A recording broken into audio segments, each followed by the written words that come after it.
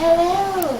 I'm Sigourney Weaver. She's not Sigourney Weaver, okay? If she was Sigourney Weaver, well, that means we're in a sci-fi movie and something's getting ready to pop out of your chest and scurry across the paper.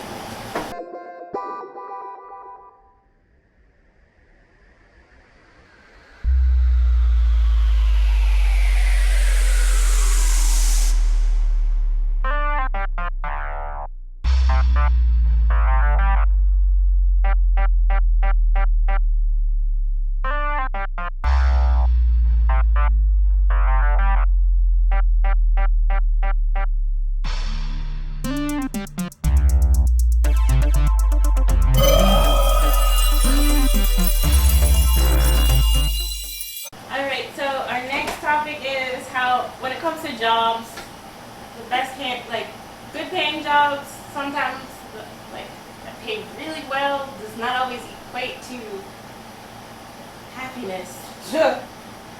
I literally am going through that right now because I feel like right now I'm not making anywhere close to what I was making in my previous position. But I would never go back. Because the trade-off is the you have to think about your peace, though. Yeah, sometimes, right now my peace is like sometimes your salary is not worth your peace. It ain't. It's like, and there's a couple other jobs I was looking at where it's like, oh, this is a nice job, but I'm like, first of all, it's not what I want to do. It's just a job. it's like when And I don't want to give up my time, like for something that I'm not passionate about. That I don't. If it's something for me, I feel like passion over profit. Yeah. But you do have to understand, money does not people are like, money does not buy happiness, and I'm like, you may never be. People that say that have never been poor, like to the point where they never say that. They never had to microwave Preach. water for Hallelujah. hot water. Woo!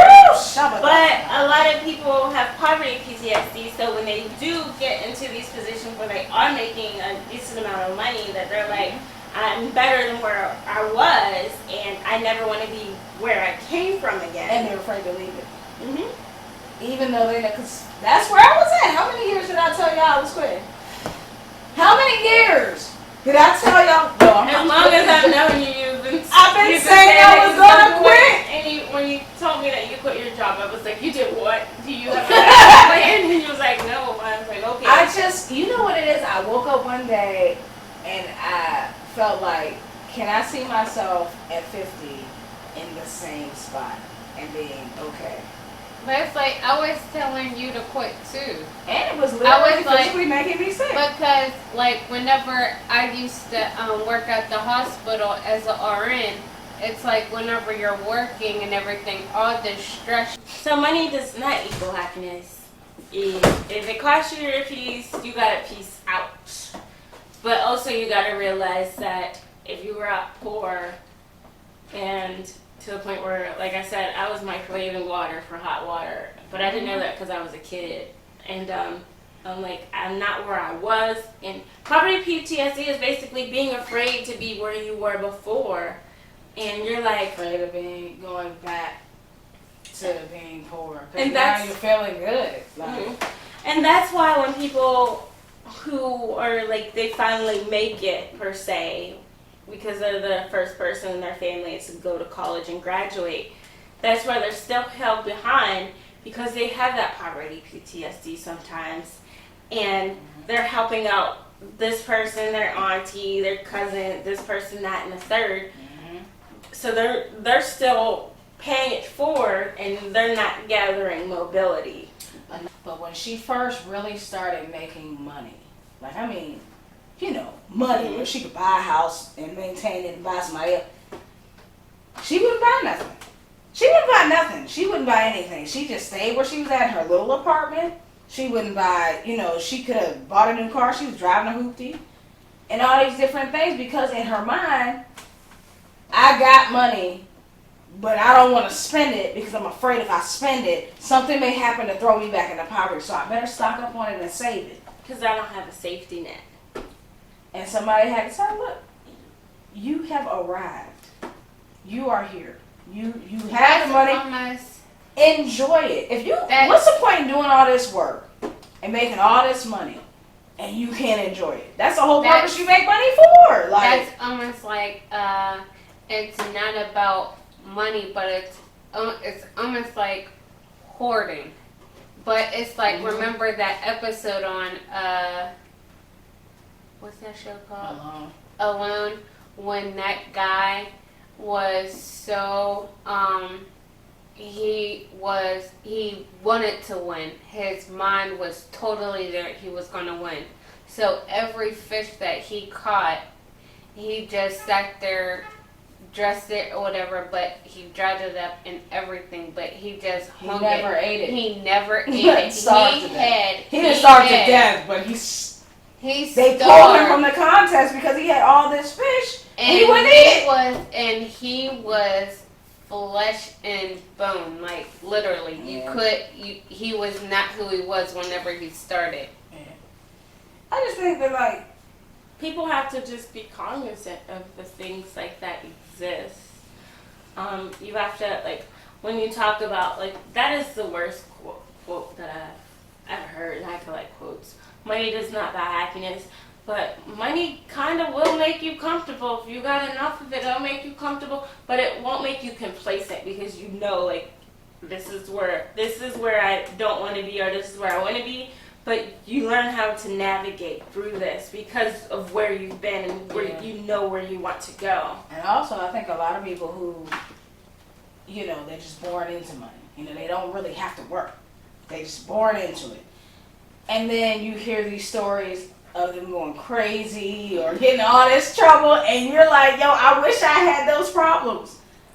When you struggle and you don't have nothing, and you finally get it where you can do the simple things like, guess what? I can pay my rent on time. Right. Or, ooh, I don't have to boil water. I got gas and it's paid for. You appreciate it more. And yeah, you may not be flamboyant with it, but you're like, hey, all I need is what I need. My first job at 17, I was definitely had more responsibility than I should have. I was taking care of family members on a part-time job. I took care of my mom ever since I was in the single digits. I was taking care of my mom and my twin because my mom's health, she had health issues. And I used to take care of her and everything. And I learned at an early age how to do the bills, how to not only do but pay the bills, and how to sort them out, and how to get the groceries. You learn the value of money. But it's like I learned all of that at an early age. Like my mom used to come home from work and I was still in high school, or I was just I was finishing high school, or I was just starting college.